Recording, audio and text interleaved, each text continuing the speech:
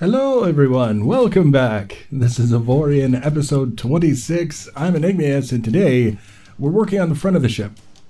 Last episode we spent a fair bit of time working on the back end of the ship, getting it structurally complete. And by that I mean basically the main structure of the ship is done. Anything that we add now will be purely cosmetic to that area of the ship. The front end of the ship, we're not structurally complete yet.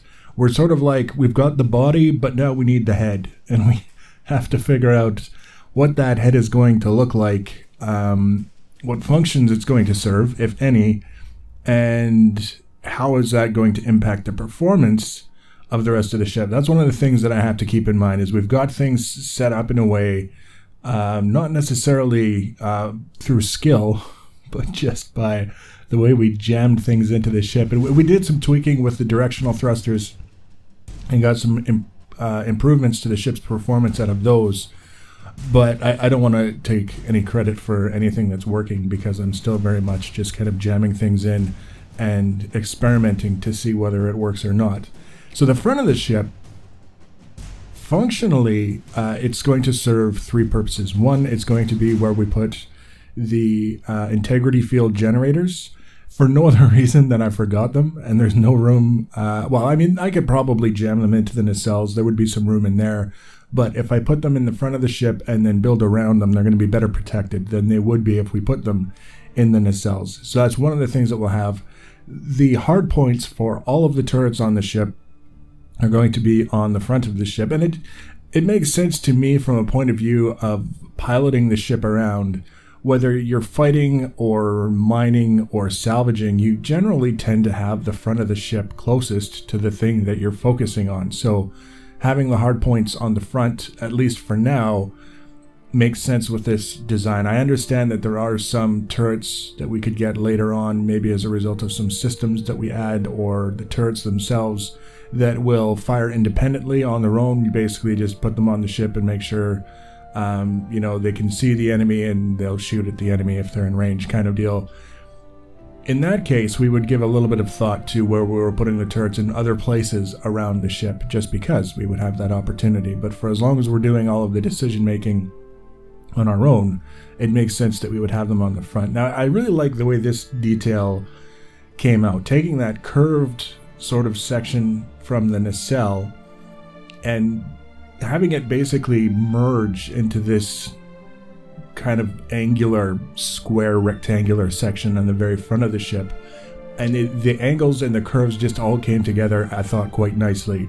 And I was very happy with the way that it worked out. And then the thought occurred to me that I could do the same thing with the rest of the curved sections, or I could not, and just have things not necessarily all be sort of congruent. It's not necessarily a bad thing to have different sort of styles, different sort of concepts on the same build, provided a certain amount of thought is given to making sure that they're not gaudy. Just the variety makes it impossible to find any kind of unifying theme. This ship will definitely have the key unifying theme of being this curvy sort of main hull, and then contrasting sections that'll be angular and a little bit more abrupt around the corners, for example. The third thing that I'm thinking about with regards to the performance of the ship and what this front section is going to represent is this is going to be basically the forward shield that's protecting the rest of the ship from getting blown open and gutted whenever we're approaching something to fight. Because my experience with the fights up to this point is, and I've mentioned this, and it's been a part of design in previous, the Malapis, for example, we changed the whole front end to armor because that was the scenario. You're in a fight, you're shooting at him, he's shooting at you, and it's just a question of whose armor gives out first, yours or his. So I want to make sure that the ship whose armor gives out first is not mine. That's kind of the goal that we're aiming for here. And also that front section covers the profile of all of the ship behind it. So if you're looking dead on at the front of this ship, you're not seeing anything in the back end of the ship. It's just the front part of the ship, and if you want to see the rest of it, you have to kind of swivel around and get a slightly different angle on it, because that section is deliberately preventing you from seeing, and by virtue of physics, shooting at the back portion of the ship. So you can see we just spent a bit of time placing a lot of big bulky titanium armor blocks between the main portion of the ship, where we have the equipment, the thrusters, the generators, the gyros, all that, and the forward portion of the ship, this last section where we're going to be spending a little bit of time detailing. And it's just to get the really big meaty blocks in there. Get them in there where they can do what they're supposed to do, and then we can build around them, we can build off the front. We can do essentially whatever we want. I still don't have a completely defined idea of what I want to do with the front end of the ship. A lot of this at this point is, again, still adding great big titanium armor blocks is always easy. It's always a great way to fill space. But in terms of the actual detailed sections, all I really know is that I like the idea of having a big, beefy, angular, industrial-looking sort of front section to the ship, because this was never really intended to be... there's not going to be any hangar bays on it. It's not going to be a carrier of any kind. It's not going to be a battleship. When I think of the design of the front end of the ship, I think of like the industrial, heavy mining sort of equipment that you see,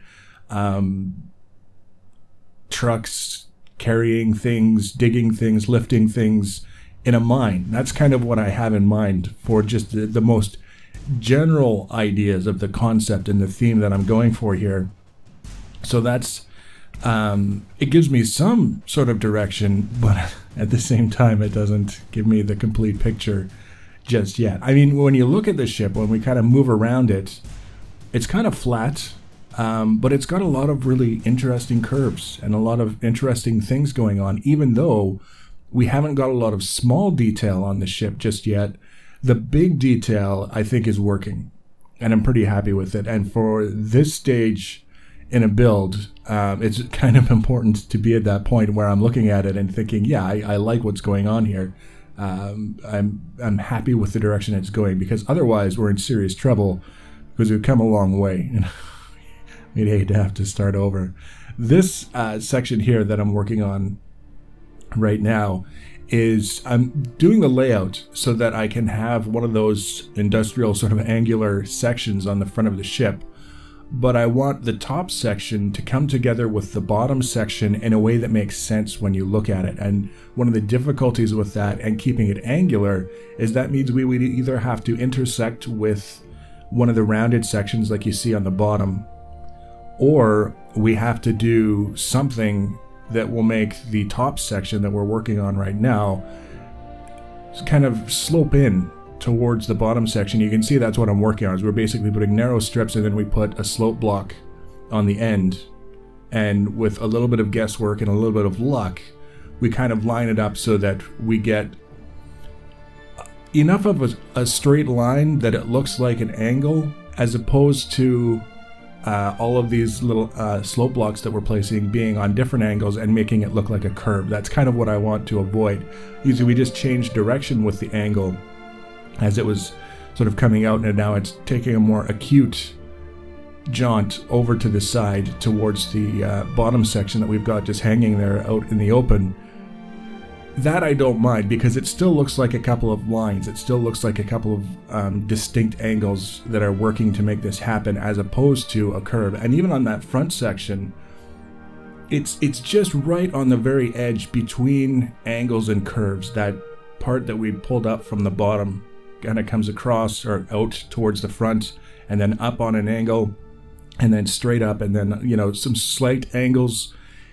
If we were to do much more, you know, more transitions, more changes to that angle, that's when it would start to look more definitively curved, which is what I don't want. I want it to have at least the hint of an angular kind of look to it. And then filling things in. I'm not really at the point yet where I want to start filling in this particular section with big blocks. I want to keep that granularity. I want to keep them small, at least for the time being, so that when it comes to finishing things nearby, to either side of it, for example, this section that we're working on, we have that small background that we can line up things with. If we were to merge all of these into large blocks or displace them as large blocks, we lose that granularity, and we either have to start doing things manually, lining them up, which it's just time consuming, and it's not especially fulfilling, I guess you could say. When we know we have the match feature, and I've learned in my time building with the game up to this point so far, that if we set ourselves up properly from the beginning, we can do some really cool things while still making very regular, consistent use of the match feature, to deliberately deny ourselves that just for the sake of something, making a choice when we could have made a different choice and made ourselves much more well-positioned to do the kinds of things that we know we're going to want to do. Now we're working, and basically this is where it gets a bit of a curved profile. So we've got the curve from the back section of the ship, and it's coming forward, and it's meeting up with this angular portion of the ship.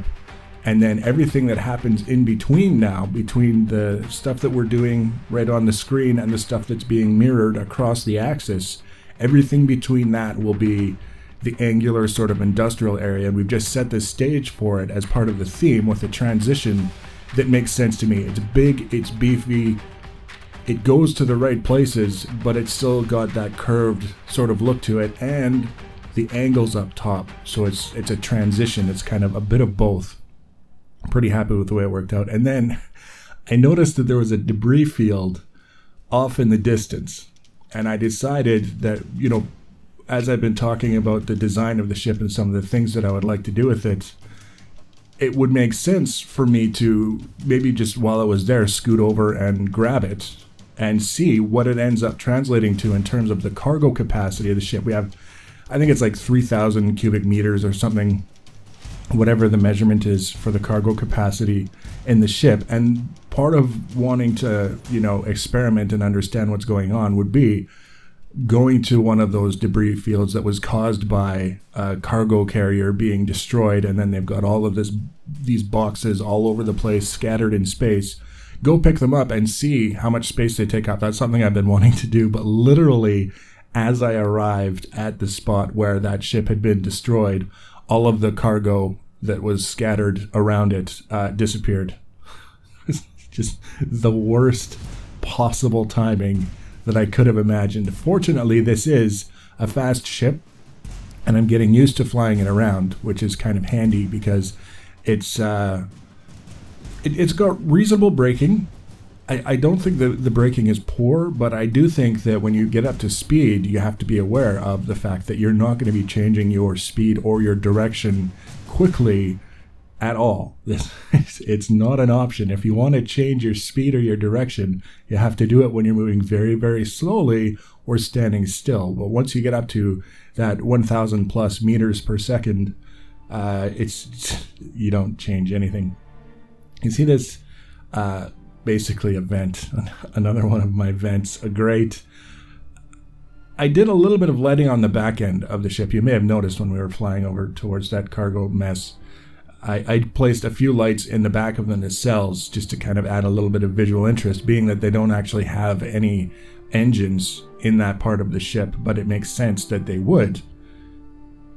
I decided to put some lights in there, and then just for giggles, I had this flat spot on the front of the ship that wasn't doing anything after we put in that transition to the angular portion, and I thought maybe what we could do is put in something like this and see how it works out. And literally, as I was getting ready to record the commentary, I came up with an idea to change this. Not remove it, not, it's not going to be a complete revamp, but I'm going to expand on it.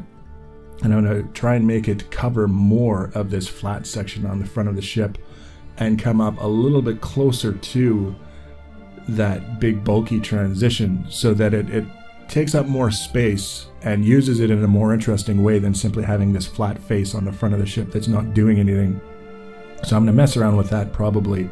But we're getting pretty close to the point where all we have left is that section in between what we've done. There's going to be a certain amount of detail. I don't want it to be the part of the ship that I phoned in because we were getting close to the end, but I did want to get the integrity fields in, and you can see what I was talking about in terms of putting them in a spot now where they are very well protected with titanium armor blocks. So the next episode we're going to continue on the front end. I would like to say that we're going to get it done, but who knows? I don't know, like I say, exactly what I'm going to be doing, but I do know we're getting close. So once this front end is done, then it's just the small details around the rest of the ship, just kind of finish it off. And then we'll be doing a bit of testing, flying around, maybe adjusting the scale, the size of the ship to get a cost in line with something a little bit reasonable. Depends on how it works out. And then we'll be doing the blueprint, of course. So if you want to be notified about the next episode, the easiest way to do that is to subscribe to my channel or follow me on social media. Links for social media are always in the information section below the video. Feel free to leave your comments and feedback. Thanks for watching, guys, and take care.